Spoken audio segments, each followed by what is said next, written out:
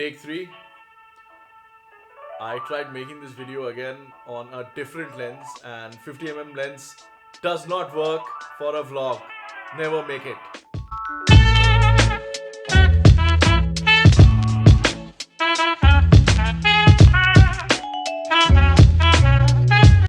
So why I'm making the video today after a month of not making videos is because after not a month, I made the last video on the 31st of January, and this is the 21st of February. So I'm for 21, I guess 20 days I hadn't made any videos. And the reason I'm making it today is because today is the first month anniversary of the most watched video that I made in the whole of January. And can you guess what that is? It was the video about Maithili songs on Holi. Now, when I say the most watched, please don't think that it is anywhere near any sort of decent number of views. I mean, nothing. But compared to like the 17 views on average or 5 views that I get in my other videos, that was better. So I was like, why?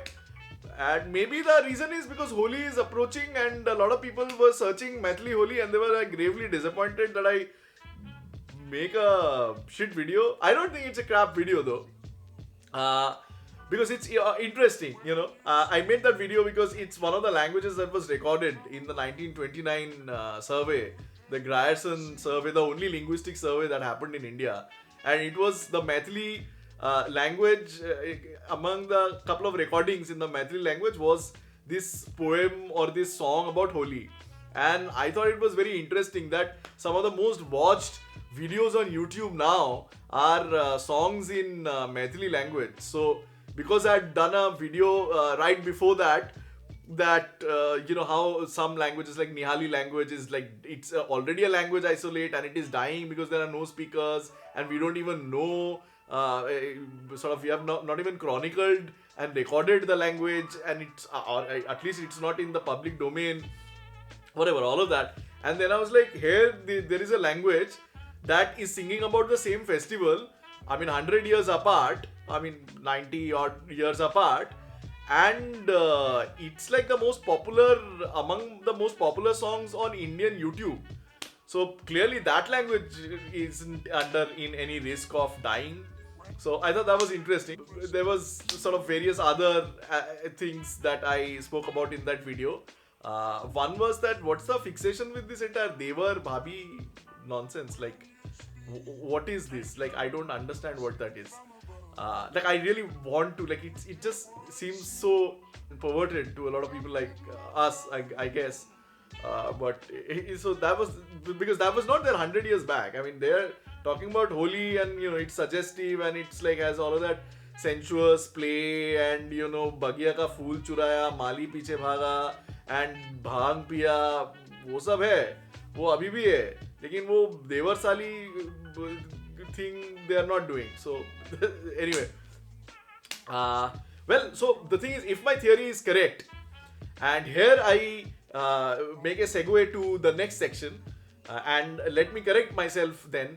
If my hypothesis about why that video is more viewed more number of times than any of my other videos, because Holi is coming, if that is correct, if the hypothesis stands true or if it is proven true, I would know it is proven true by increased number of hits, because as Holi approaches, people are going to search for it and it is going to appear because the freshness of the video, I suppose. Now, the second topic today.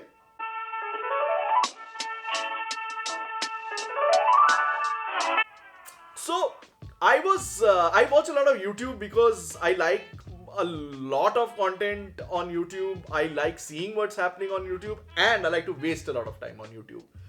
So in a mixture of all the three activities, I was watching, like, there is this stand-up comedian. I had never watched his stuff before, but that's because I'm generally ignorant about what is happening in stand-up comedy. Called Daniel Fernandez, and he has a podcast where he calls like two guests and they are trying to talk about something.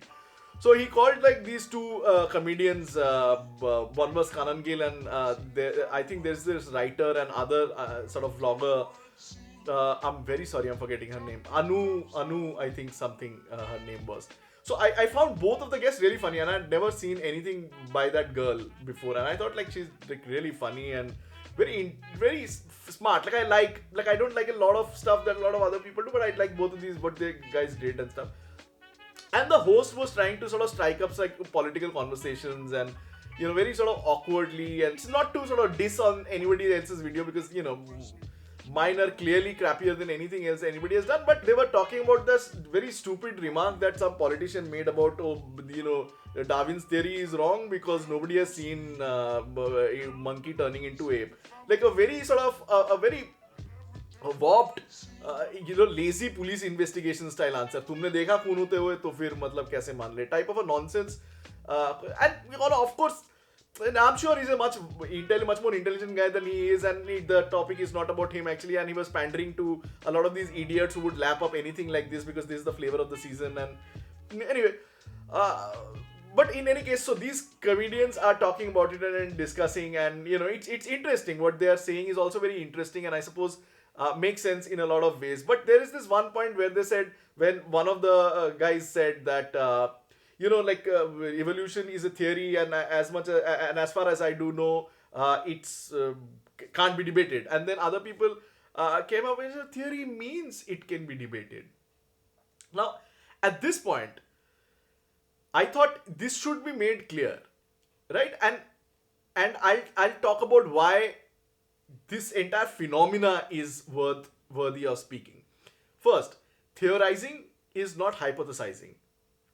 When the word theory is used in physical sciences or in core sciences, I mean, when not used in like popular parlance or perhaps in certain social sciences, what theory means is that after repeated testing of hypotheses, after peer reviews, a general consensus of all serious researchers over time has come to this point that this is a central premise of what we know, like gravity, like thermodynamics, like evolution.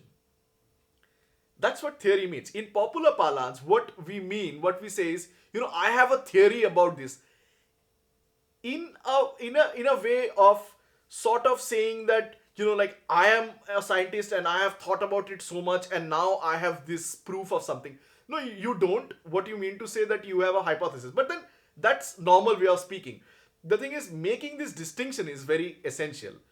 Like when we talk about scientific discourse, in scientific discourse, making this distinction is very important. That what we think of theory to be in popular discourse is essentially a hypothesis, is a guess that I think maybe if we do this and that will happen. It will turn into a theory only if your experiments and data validates it.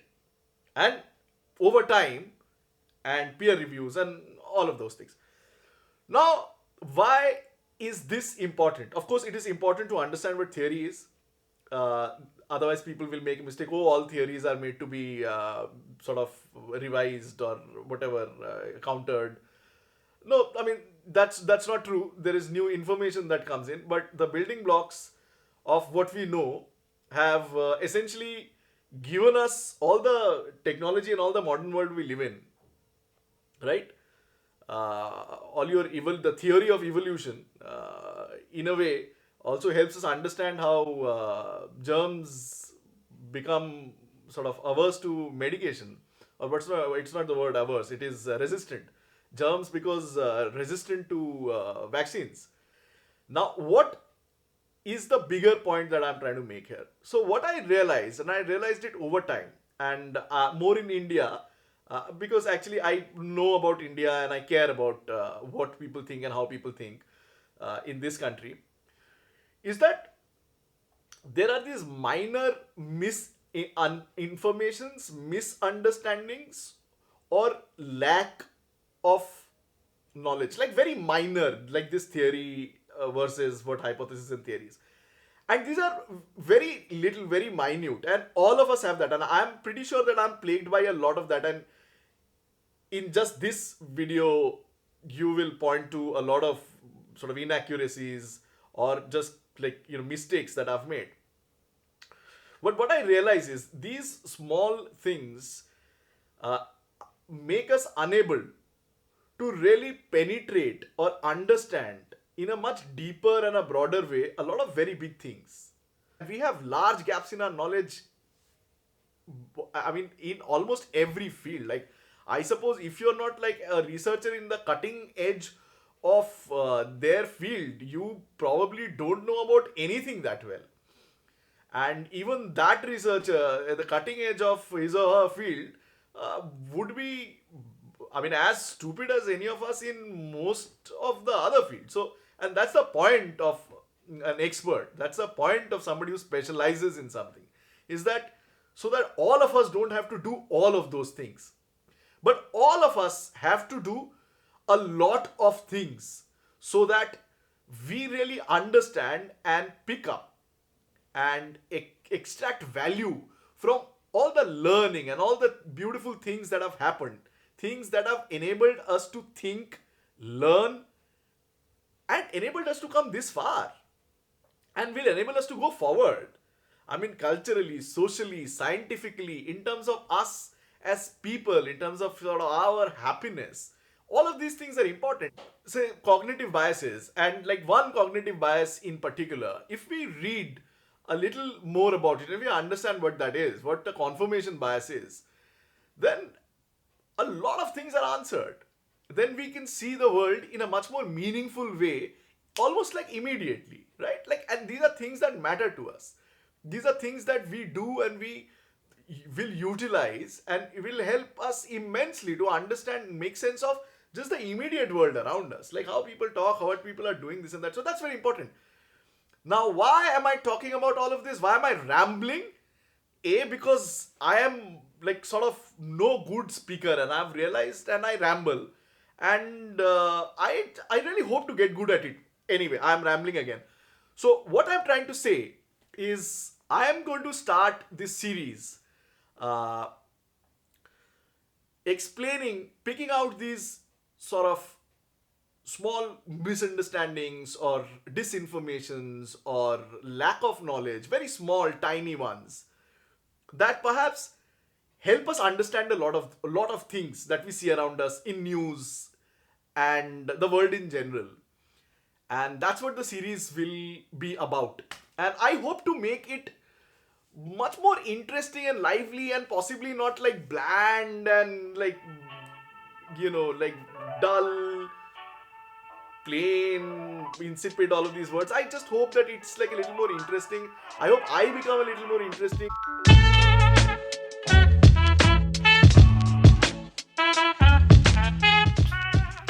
I'll see you guys later. Bye-bye.